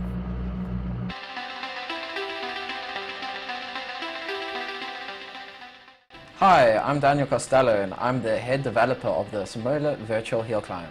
So an initial basis of trying to detail the terrain was importing a Google Maps API for the latitude and longitude, as well as the heighting.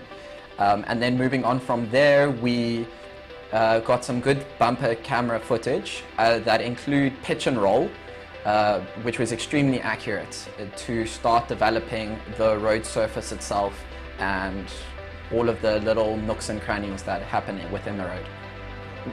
Later on in the process, we started working on the modeling. So this pretty much took a photo of, say for instance, the estate gate, and sort of modeling from scratch all of the textures, all of the model's heightings, the glass panes, all of that, just from a photo. So that definitely took a while, as well as making from scratch the humans and the buildings, and it was quite intense within a 3D modeling space. Later on, once I was happy with sort of a beta version of the product, I gave it to some professional drivers, for instance the Cronje brothers, and they sort of critiqued it. They're the professionals, right? So they went and they were like, no, there's a bump in this section. This road surface here has been tarred over differently and around this corner. And they pretty much gave me the critical feedback that I needed to be able to make it as accurate as possible. Last final touch-ups that we did to the track was just sort of beautifying the area, populating it with more vegetation, humans, but more specifically than that, it was branding space, it was sponsorship space, allowing a future for the track to put in brand titles and so forth like that. You guys enjoy the track that we built here at Monarch, and I hope you guys have fun.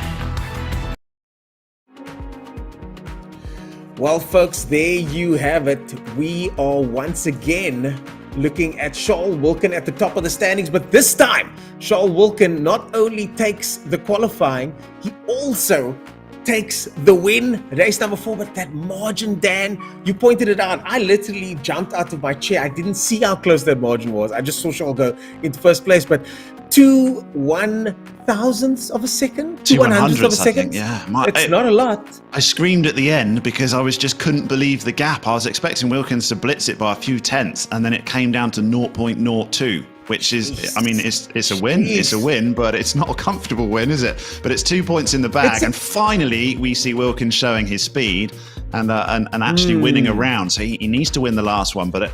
Emil's going to be happy because, as we see from the points as they come up on our screen, 4-point lead, and second place he can only lose 2.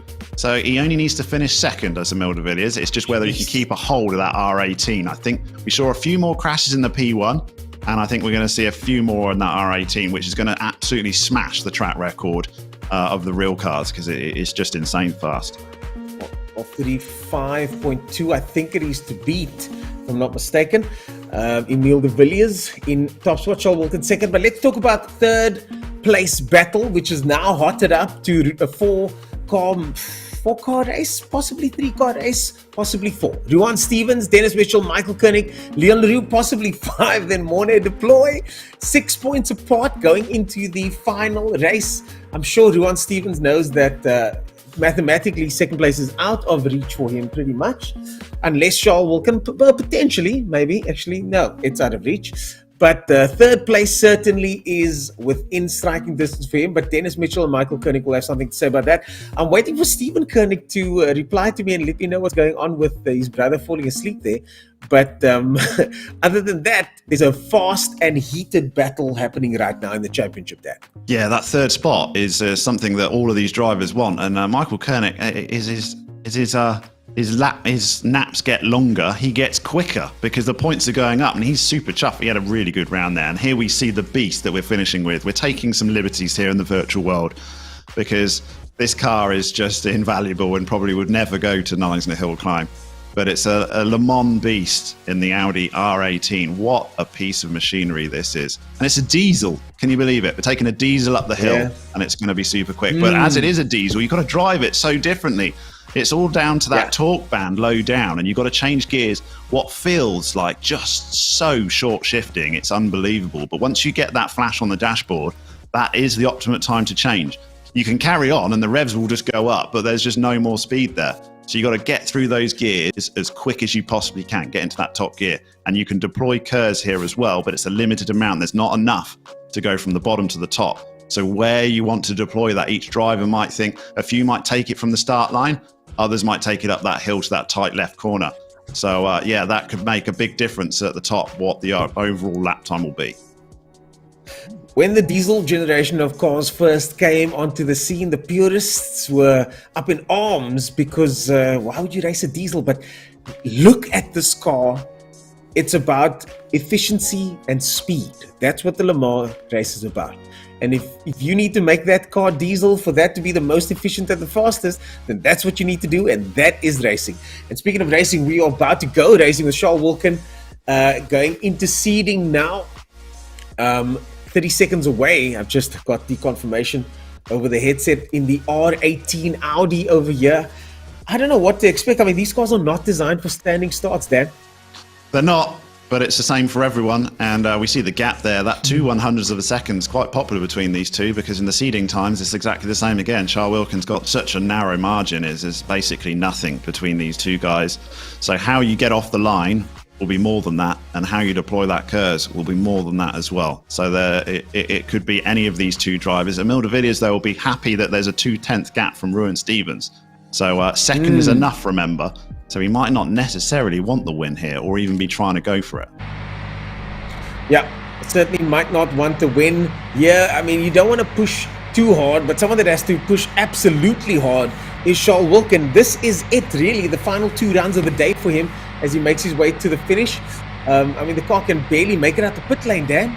Yeah, that's the hardest part of the job, is actually getting it to the start line. I had to stop and do a 3-point turn there. I was too scared of losing my front splitter to that fence.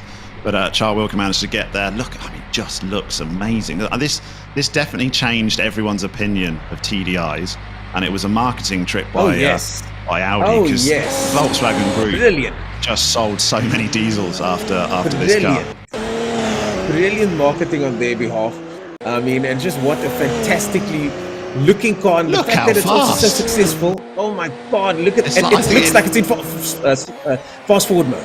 Exactly that. It looks like we've sped up the stream. It's just insane. And he's clipped the tyres. That's, yeah. Well, there you go. That shows it. Our top driver has not finished his qualifying run. So this is where you've got to leave everything on the table. But it's just so risky. The margins are so small when you get to this sort of speed. The speed is just incredible. It looks like fast forward mode. I did not expect it to be that fast, Dan. I mean, I had a go in it and knew it was fast. The downforce is just insane. Where the P1 had the same sort of power, you felt like you were more in a road-going car. This just feels like you're in full F1 mode. It's like deploy downforce, and it just sticks like you wouldn't believe. Well, I think this has got more downforce than a Formula 1 car. On certain tracks, these are actually faster in certain conditions. But, yeah, and the restrictions that they have as well. Top speeds. Yes, exactly. And then, of course, you've got the unrestricted versions as well. And just look at this car around the circuit. It's incredible. Look at the time, 30 seconds. There we go.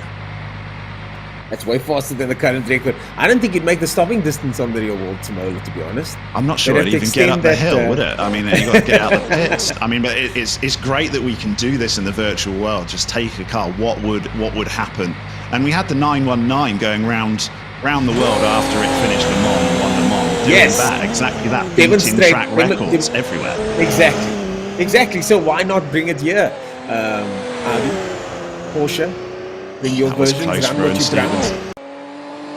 Very close to the edge of the curve there. I think the risk in this car must be so incredibly high, because you want to get close to those cones. The car's so big as well. It's so long and wide. And I mean, you're going so fast. Drivers are sitting so low as well. I mean, this is not ideal for this type of course at all. And the big thing here, which is what takes everyone time to get used to, is the lack of visibility. There's basically no visibility in these prototypes. I did the Daytona 24-hour in an LMP2 car, and you just can't see anything. You got a car next to you, left or right, and you just can't see anything. So, I mean, Charles Wilkin, to give you an example, he struggles so much with the visibility that he said he actually uses bonnet cam for this car. He'd never done that before in the virtual world, but he just can't see where those tyres are without it. Bonnet cam? Yeah, that's cheating, because bonnet cam is a very different, that too, but it's a very different perspective than in-car. You know, I find it very difficult to change between the two and still be as fast. So Charles Wilkin taking the ultimate risk here going into, but if that's something he's used to, I mean, just something in his arsenal, but why not? As Dennis Mitchell makes his way and carves his way up this course. I mean, look at that speed. I wonder if we can go on board with one of these guys. I'd love to have an onboard shot with one of these cars to see what it looks like going up a hill at this rate of knots. Across the line goes Dennis Mitchell into third place, but of course this, folks, is just the qualifying for the final round, and the championship standings really hotting up with Emile de Villiers on top, Charles Wilkin in second, Ruan Stevens and Dennis Mitchell, Michael Koenig, I think, with Sean Dednam. Oh, nice. I mean, nice. Sean Dednam now on board. Just no visibility whatsoever. I think we're actually on bonnet just on the dashboard cam here. If we can go back to cockpit, if there's a possibility to it, you'll get an indication of the lack of visibility. You're way back and you sit very low, and you just, there we go. You see, you just can't see anything. Those tyres, which are so problematic as we've seen, you can't hardly see them but for the wheel arches, and the mirror, the windscreen is so small. Well, let's walk through a lap there, a little bit of a bog there, up through the gears. Diesel cars are very quick through the gears. Look at that, those gear changes. Bumpy stuff here. Tries to hold it together. I think he could have carried a bit more speed up there. Up the hill he goes. Now the engine not making much noise because it's a diesel. He's not going to go into the left hand. He can't really see the tires on the right hand side. A bit wide there. I mean, look at the car moving around. Now to miss those tires on the right hand side, up the rest of the hill. Into the right hand, and now the final section up ahead. You've got to string all of these together. Left, right, left, over and over and over again, holding back on the speed just in case you don't want to go too wide here. Across the line. Does he make it this time? Yes, he does. Into fourth. And that's what a lap looks like from inside, folks, as Sean Dednam takes us up the hill. And you can see how quickly he got up into sixth gear, almost straight away, wasn't it? By first corner, he was in top gear and he held it there because the torque band is just so strong low down from that diesel power, and then deploy the curves the entire time you've got up that long hill before you get to the tight left-hander. So very different type of driving as we had from any of the other vehicles so far. Very different type of driving, different driving style, different driving technique used, so many different things. And we saw even with lines, an advantage to be gained potentially if you take the V-line or use the KERS systems in a slightly different to conventional way there. Yeah, so people have a different understanding of where they want to use their KERS. Maybe from the start, as we get Leon Naru up into third spots, they might want to take it off the line. I think it's definitely after the first major right-hander going up the hill towards the tight left. That's where you want to basically use up all of your KERS. That's where you're going to gain the most advantage from that electric power. But I'm sure guys would have already decided and tried different locations of where it gets them the most performance. But for me, that 100% was where you wanted to use it up the steep hill. Well, I know we cracked some jokes earlier on about Michael Koenig and his sleepless in Seattle maneuvers over there, but I just heard from his brother that he's more weight for this one, and that he also does close his eyes before races. He's in fact the single-seater champion, is Michael Koenig, so he closes his eyes before races as well, just like that. So that is certainly part of his process. I think he did take a nap in one of them, but he also does run through the laps in his head in his sleep, or at least with his eyes closed. That's interesting to know, though, because you've got like some drivers like Daniel Ricciardo, he's got like his full headphones on, bouncing, jumping about, getting absolutely sort of riled up. And then you get other guys that just want to be on their own, don't want to talk to anybody, just want to sit, focus, shut their eyes and just picture their way around. So whatever works for you, I think. Yeah, whatever works for you, and that's what works for Michael Koenig. Didn't work out too well this time, though, 2.3 seconds down, but it's only qualifying, folks, as Yassine Manuel K53's his way onto the start line over there. You weren't joking about that three-point turn, no, seriously, it's the only way to do it. I didn't even know you could actually do it in one go. Charles Wilkin actually showed me up there a little bit. I thought it was at least a three-point turn. A bit of a bog there by the looks of things as Yassine Manuel drives the R18 for the first time. The Audi R18. Such a quick round with these cars, isn't it? We're getting through drivers really quick with only 30 seconds to get to the top. It's going to be blink and you miss it. Yeah, don't look away, folks. I mean, I certainly try and stay focused as many times as possible, but with this car, you definitely can miss a corner or two if you look away to grab a glass of water, eh? And then the other issue is if you get a little bit out of sorts at the bottom of the hill, your line just goes a little bit off. I mean, you're in trouble then because you've got to lift to correct it, and that's it. You're over. You've lost so much time. You've got to nail that line perfectly. this is a momentum course, isn't it? You got to maintain whatever momentum you have. You got to gain as much momentum as you can. And certainly this track, it's one long line. Every single corner goes into every single other one. You can maybe, if you nail the first corner, you can kind of relax up the hill. If you don't nail the first corner, the entire run is done. And then obviously that's just a hill climb mentality, isn't it? If you've got to come off the power, you lose so much momentum, and it's a hill. You can't gain that back again. So carrying speed is more important than anything else. Yeah. A rule of thumb is not to try and gain the speed of a lap back on the third half of the lap, or third of the lap, the last third of the lap. But we've all been guilty of doing that, haven't we? But on hill climbs, it's just not possible. There's just too little time. So, especially in a car like this, that's the looks like that's the last of our qualifiers. That went so quick, Daniel. So quick. We'll be right back after this break. I don't know what to say. I mean, this car is shockingly fast, and we are going into a shocking finale, folks. Stay tuned.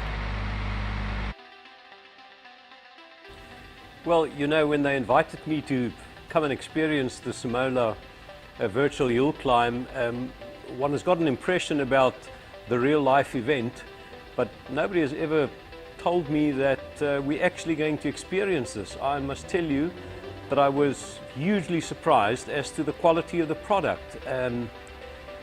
It's an amazing experience, and I immediately recognized some of the beacons. You know, it's one thing to see the road and the direction, but it's completely a different thing to realize on the left-hand side of the road, you actually see the beacons that you use as brake markers. So it was a very surprising and fantastic experience.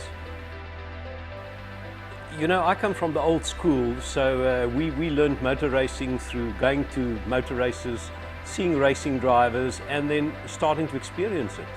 But I mean, the tools that people have nowadays, and the benefit of, if there can be any benefit of COVID-19 lockdown, it forced all of us to be far more ingenious. And what an amazing program that the South African engineers and developers have created here in our back room in Cape Town, South Africa. So you can now use the program, have a full experience of the Knysna Hill Climb, which is a very limited event with numbers of competitors, and you can do this over and over and over without spending the amounts of money that one normally does with motorsport. So now I think this is an amazing development. It's a wonderful platform. It just expands motorsport to the youth and to older people equally, that they can experience what we're experiencing as racing drivers. So it gets my 10 out of 10 support.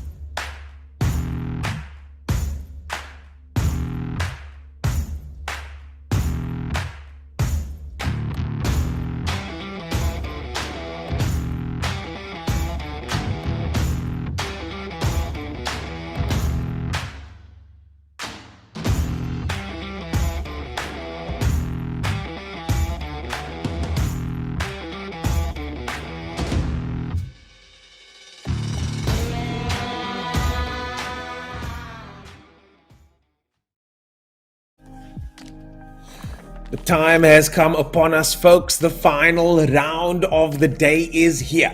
5 rounds in total, 2 rounds yesterday, 3 rounds today, and of course the Classic Friday on Friday, which was hotly contested and won by Dennis Mitchell, who you see on your screen right now. This, of course, is the last round of this, the King of the Hill competition, the most prestigious hill climb competition in the country. and where the best sim racers and real world racers get together to compete on the circuit and against each other. And of course, our man Emile de Villiers looks like he's our quickest man at the moment. Charles Wilkin wasn't able to finish there, and now we're going to the final round with Charles Wilkin needing to get first and pipping Emile by more than one position. Dan. Yes, we've got two stories at play here. Who's going to become King of the Hill champion and who's going to get that third spot on the final podium position? So Emile de Villiers has done what he needs to do. Ruin Stevens has also done what he needs to do to get third spot. But Charles Wilkins, the only saving grace in having a DNF in qualifying is he gets to set that early benchmark time, and possibly can it be that the young 14-year-old Emile de Villiers will actually crack under that pressure? So far, he hasn't shown that at all this weekend. And we'll see whether that happens in the last run of 30 seconds. It comes down to a 30-second shootout. He has been very composed this weekend, hasn't he? So more surprisingly than I was certainly thinking he would be. But, you know, now and then you come across someone, then maybe, just maybe, we are witnessing the birth of a new talent in the sport. Emile de Villiers, folks, I think we should remember that name. He might not be, this might not be his last rodeo, and it certainly has been his first, though, Dan. Yeah, he's been robotic almost in the way he's come across, hasn't he? We haven't seen basically a single mistake from him. He sat out the classic cars. He let his dad do that. And he's concentrated just on these 5 sports vehicles, and in this case, a spaceship. And it's proving dividends to him. Maybe he just concentrating on this King of the Hill championship and just leaving that classic car might have been the little edge that he needed to beat the likes of Charles Wilkins. But it's not over yet. Wilkins got one more chance to put on some pressure, and a DNF would be absolutely disastrous in the last run. I don't want to talk about it. Let's just ignore it. I did find it difficult swapping cars in that first round with the Ferrari 250 and GTO and Lamborghini race car, I think it was. I didn't drive the race car much. I jumped straight back into the Ferrari and did the rest of the round in that car. Because the jump into the other car is so different, the style required is so different from car to car, that maybe it would have been better to stick with one category. And with seeing that now, I don't know, it's not over yet though, of course not. And we're going to find out soon enough if all of these predictions are going to come true or not. But man, Emile de Villiers is looking good out there. The championship standings, as you mentioned, hotly contested, with Ruan Stevens, Dennis Mitchell, Michael Koenig, Leon Leroux, and Morne Deploy all in it for that third position. But let's start with round number 5, race 5, as we wait for the first of our drivers. And it should be Charles Wilkin if he is on the start line. Yes, it is. Charles Wilkin first on the start line, looking as focused as ever. He's going to have to be Dan, because this is it. This is the moment. Anything less than a win here is absolutely unacceptable for him right now. He has to do his best, and so does Emile de Villiers. Ladies and gentlemen, the final round where our winner gets decided starts now. Yeah, he might as well send it all. I think he's got second place pretty much guaranteed, didn't we say? So it's either hit the tyres or set an absolute blitzing record lap. We're jumping on board now with Charles Wilkins. How amazing this is on board. Look how quick he goes through the gears. Up into 5th already, comes around this tight right-hander. Up into 6th, top gear. This is it. He's giving all the KERS deployment as he goes up to this left-hander here. This is where he lost it in the Ferrari, but much, much better. Tight against the tyres. He's using all the track. It's looking good. What do you think, Ernest? Looking good to me. So far, so good. Charles Wilkin, very, very fast through these sections of here. If he can make it across the finish line, this could be a sensational run for Charles Wilkins. Across the line he goes, 30.698. It's a good run. It's a solid run, almost into the 29s, just misses the tires as well. Charles Wilkins does what it takes to get on top, but can he stay there? That is going to be the question. What an incredible run from him. One of his best runs so far. And if anything, Charles has shown that he will not choke on the last run today. He can just sit back, relax. The pressure's gone. He can't do anything more than that. It's just the benchmark's been set, and it's up for the rest to come and beat it. So Sean Dednam's next as he takes this R18 up the hill. R18, of course, exceptionally fast, as all of you guys can see. 30.0 is Charles Wilkins' fastest time. Emile de Villiers also has done a 30.0. Charles is 7/10 of a second off his best. 7/10 has usually been enough to be within the window. Oh no! Big accident from Sean Dednam over there. Crashes out in the final race. He's not going to be too happy with that. Puts his chin on the wheel, but he can hold his chin up high. Sean Dednam has performed exceptionally well for his age and for his experience. And I think if there's anything to take away from this, is that Sean Dednam is just one step closer now to getting better at what he's doing. Yeah, we're going to see him back at the next time we run this event, I'm sure, and he'll be experienced, and this one will pay dividends there. And we've getting used to Yassine Manuel. We're expecting a fast run from him somewhere. He was just so good in the classic cars. So we haven't quite seen it in this King of the Hill, so he's due one. He's due one. Will this be the one in the R18? Yeah, the R18, of course, one of the quickest cars we've seen in this competition, if not the quickest car. He runs wide, so it's very difficult to drive. Just misses the tires there, does Yassine Manuel. We saw Dednam earlier on hitting those saves, and Yassine Manuel having to make some big adjustments there to make sure not to hit those. As he, once again, you can see him working the steering wheel over there, wrestling this car up the hill and across the line into second place. Yeah, he did really, really well just to hold on to that, but it's no surprise that he's 2.3 seconds back because, yeah, you can't have a mistake that big and still keep your time going. But it was well held, and he managed to at least set a time. So with a few more DNFs, that might be some points in the bag for him. Michael Koenig's woken himself up. Last time he's got to wake himself up today. It's the final run of the weekend. He's got to give it all. He might as well give it all here. There's no point in holding back. Yeah, might as well wipe the sleep out of his eyes and give it all he's got, does Michael Koenig. Michael Koenig has shown such huge potential on the real world circuits, and of course in seeding as well, being very much near the top of the standings in a lot of the stuff. Wasn't able to make it on Friday. And I do think he might be more suited to that Friday driving style as well. But still, final run, you want to give it all you've got. You want to end on a high. I always say, try and finish on a high. And if you have real world commitments as well, it's difficult to have the time to catch up with some of these guys that are at home practicing with the 2,000 odd laps. So possibly Michael Koenig might be a little bit down. He clipped the tyres there. The back end just clipped the tyres, but he managed to keep going, but that's going to slow him down quite a lot. That was an ever so slight touch there, Dan. I hardly saw it. I wasn't sure until you said something. I wasn't absolutely sure. Across the line, he goes in second place, 1.8 seconds down. This is the final round, folks. Monarch, of course, the guys and girls are developing this amazing circuit. My words are getting twisted there because I tell you what, I'm excited about the fact that we've got a company that does this kind of work. I drove the Killarney circuit a couple months ago when it was in early development, and it was just so cool to see how realistic our local circuits can be thanks to the guys and girls at Monarch. I know the guy that built that Carolina circuit. He's helped me with building my actual rig, Dale Best. It's some fantastic work, though the quality is amazing. Can't wait for that to be released. But in the meantime, we've got Mornay Deploy. Looks like he had second thoughts. His gloves are out in the background. He maybe thought he might use them for the R18, but he thought differently, and he's just drifting a bit wide there, I think.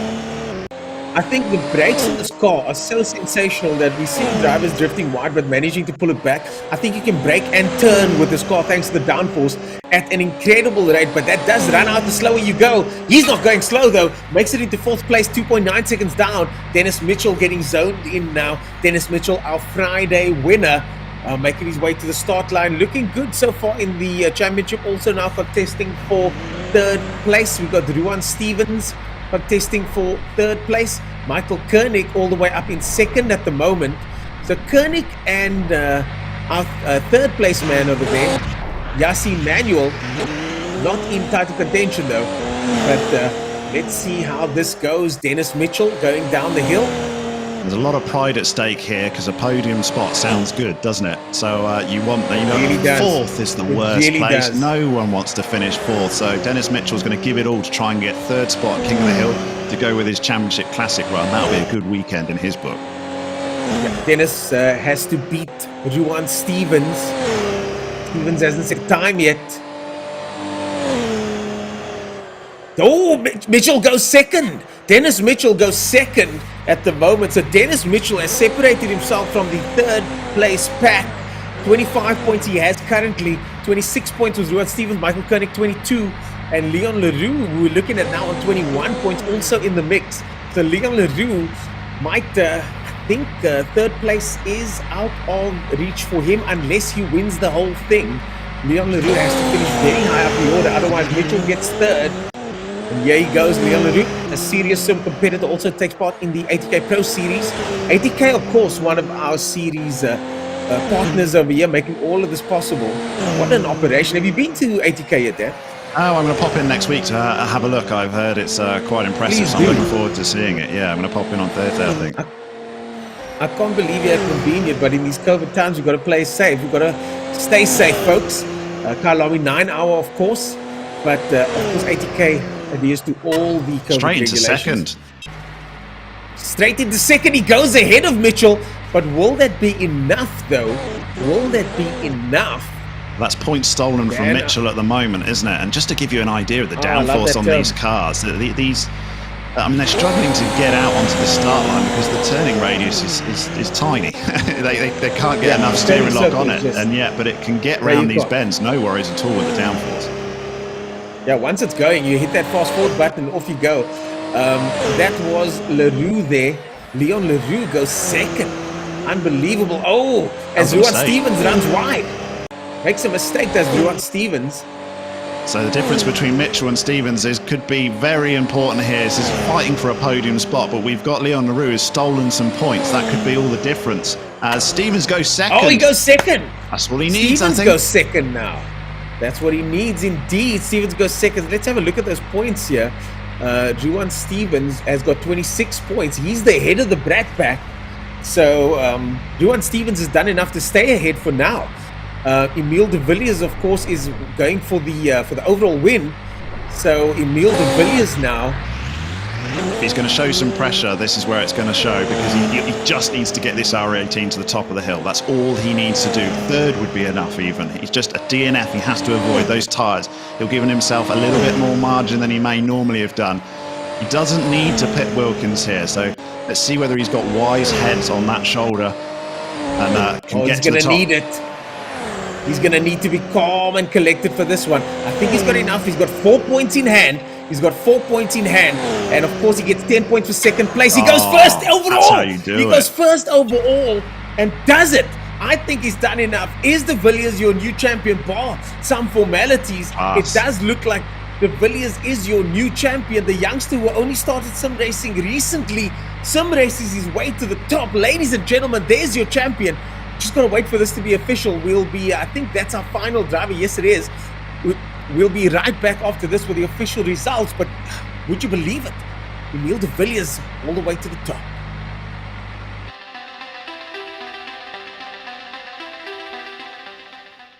Hi, I'm Daniel Costello and I'm the head developer of the Simola virtual Hillclimb. So an initial basis of trying to detail the terrain was importing a Google Maps API for the latitude and longitude as well as the heighting. And then moving on from there, we got some good bumper camera footage that include pitch and roll, which was extremely accurate to start developing the road surface itself and all of the little nooks and crannies that happen within the road. Later on in the process, we started working on the modeling. So this pretty much took a photo of, say for instance, the estate gate and sort of modeling from scratch all of the textures, all of the model's heightings, the glass panes, all of that, just from a photo.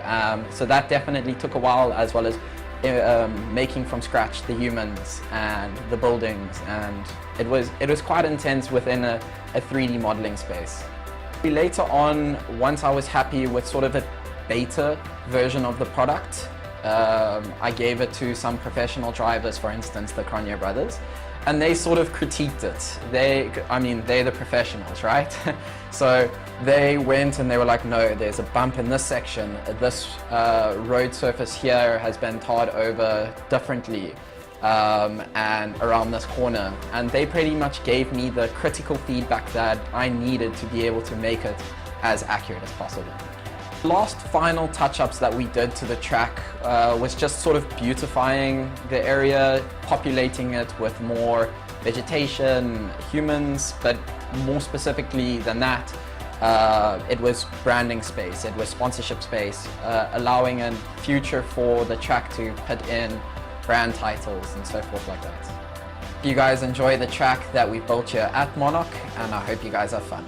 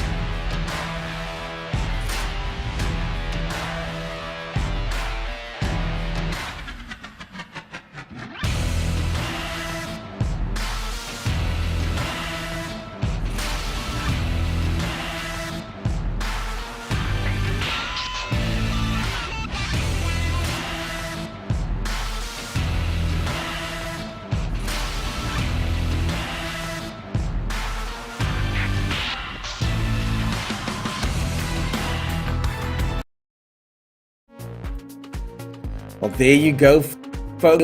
De Villiers is champion, gets another 12 points in the bag, and Charles Wilkin just missing out on those 2 points, but it wouldn't have made a difference. He maybe had enough lead in the bag. There needed to be a mistake from him for Charles Wilkin to stand a chance. Ruan Stevens gets 8 points and potentially cements his third place position in the championship title. But the man of the moment is the young, the inexperienced, the new to the sport. Emile de Villiers, son of Jeremy de Villiers, Peter this weekend, did very well, was in contention on Friday, but because he then handed over to, as he confessed in a private chat, I'm just telling Emile this now for the first time, maybe, that he is faster than me. So Emile de Villiers, unbelievable pace, so little experience. Dan, I see big things for him. Oh, super impressive, isn't it? We were saying on that last run, he didn't need to win. He could have come third, just sort of crossed the line, taken his championship. But no, he wanted the win. He went out in style. There's just soaked up all the pressure all weekend. Charles Wilkin was not far off. It came down to literally a couple of those rounds, 0.02, 2/100ths of a second. I mean, such small margins. But that's the difference that you need in Emile de Villiers. Look at that, 4 out of 5 rounds he won, 58 points, almost a clean sweep. Brilliant. Unbelievable, really. And granted, the battle for first place wasn't as heavily contested as last. So I'll be interested to see how these guys go when we go into championships. But certainly the pace of Emile, absolute class. It really is. And then the battle for third was pretty hot, wasn't it? Dennis Mitchell, unfortunately, that mistake he made in round 2, I think he clipped the tyres, was so costly because they're 3 points only, and he missed out by 3 points. So it was fought to the end by Ruan Stevens, but congratulations to Ruan Stevens for getting a podium finish here in his first go, I think, at Simola Virtual Hillclimb. So he can build from that in future. Ruan Stevens, very consistent there, bar that race for result. Other than that, consistency really does count for a lot. We see it the first 2 positions and also in third over 5 rounds. This format does lend itself to very exciting finales and nail-biting finishes, but there can be only one champion. I hear that we might get him into our virtual booth for a quick chat. Emile de Villiers, just 14 years old, raised arms up in front of the Mercedes-Benz we saw earlier on in round number 1, Dan. Yeah, quite fitting because it was where it all started, and he took the win quite comfortably in the Merc. So yeah, looking chuffed there on stream, and looking forward to having a chat with a young 14-year-old. Can you believe it? I don't think I was anywhere near that good at 14. That's insane. Monarch, of course, the guys and girls making this possible, but Monarch bringing you to our screens. Oh my goodness, is that young Emile sitting over there? Are you really 14 years old, Emile? Yes, I am. And how much experience do you have in sim racing? Not really any much. I first drove on a sim wheel when I was like 5-6 years old, Then after that, I really didn't race. Yeah. But here you are, the champion. I mean, I'm so excited. I just jumped straight into the questions here, Emil. I'm very excited to be talking to you right now because you are our champion. You won 4 out of the 5 races. Ice cool as ice the entire time. Composure, determination, speed, all the characteristics that make up a fantastic race driver. You have those, young man. What does that feel Thank like? you. Honestly, it feels quite amazing. I have to thank everyone who supported me, my family, especially my dad, teaching me how. And yeah, it's amazing to be here now. But Emil, Yeah. one of the big highlights from the weekend for you purely has to be, surely you became champion in your King of the Hill competition and your dad didn't do it. So you get bragging rights in the family. So how are you going to celebrate that with him later? Look at that cheeky laugh. Yeah, cheeky laugh and silence. But you can hold that over your dad for the weekend. I mean, are you going to, how are you going to celebrate this afternoon? Are you going to watch the Formula One, or what's the plan for the rest of the day? Yeah, I think I'm just gonna take a nap. I don't know. I'm just really happy. He's kept it all on the track, guys. He's exhausted. But He's kept it all 4 on- out of I mean, 5 you- wins. Super impressive.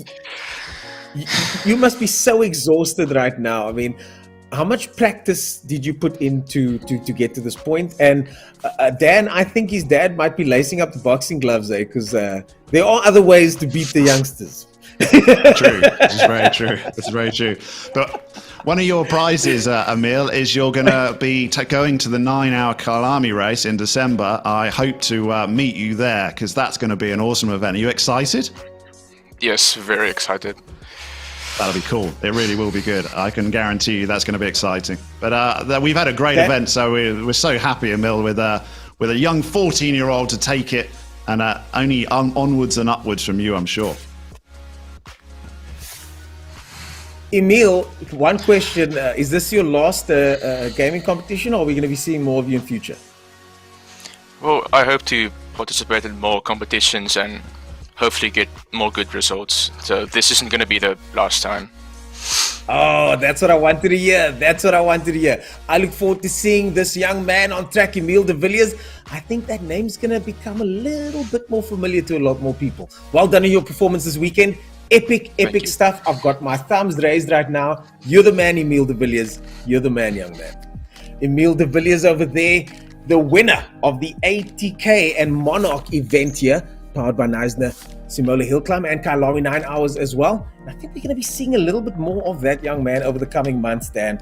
I mean, if you're that fast at that age, the potential is just phenomenal, isn't it? Oh, 100%. He's not going to give up. That's going to inspire him to do more. I suspect we possibly might see him join in the ATK Pro Series. So we'll be keeping an eye out for that name. One so. that I hadn't seen in sim racing before, but I'm certainly aware of it now. He's put a benchmark down for others to follow. Yes, the mental fortitude that he showed. I mean, I'm blown away. I'm really blown away. I think we just witnessed the birth of a talent right now, right before our eyes. I mean, that is incredible to watch, because usually a lot of the guys compete in various leagues and their way up to this point, but Emil de Villiers has just kind of shown up and taken the trophy home with him.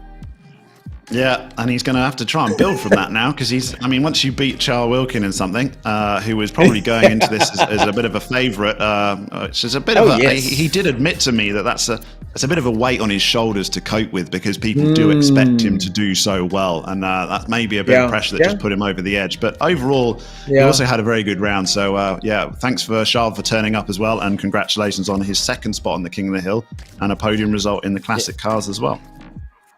I'm still a fan of Charles Wilkin. I mean, we've seen his work before. He's got a body of work that's almost, that I don't think can be matched based on the types and different disciplines. And now that includes sim racing, a valiant performance here from him, Ruans, Dennis Mitchell, Michael Koenig, Leon Leroux, Mornay Deploy, Sean Dednam, Yassine Manuel, and Richard Clark, drivers. Congratulations on a sensational performance over this weekend. That's it. We've come to the end of the virtual Simola Hillclimb. I'm going to watch some Formula One today and also watch the real world Hillclimb. Dan, any final words from you before we say goodbye to the listeners out there? No, 3 streams and it went amazing. Went so quick. Thoroughly enjoyed myself. I think it's been a classic event. I'm looking forward to it next year as well. I want to go back and watch some of the real runs as well. And we got the Formula One. It's a weekend of motorsport. What more could you ask for? So everyone enjoy their rest of their days. You didn't say motorsport. You said you used the T. Oh, I almost got through a whole stream with you leaving me alone. But just We at did the it, my end, friend. We did it. We did it, though. We got to the end of this one, and what a weekend it has been. I look forward to the racing. Daniel Haynes, folks, in the booth with me. My name is Otis Page, and of course, this event made possible by Monarch, Simola, Hillclimb, ATK, and Kai Lamy 9 Hour. Congratulations, Team Mille de Villiers. We'll see you guys at the next one. Stay safe out there and enjoy the motorsport. From myself and the team, goodbye.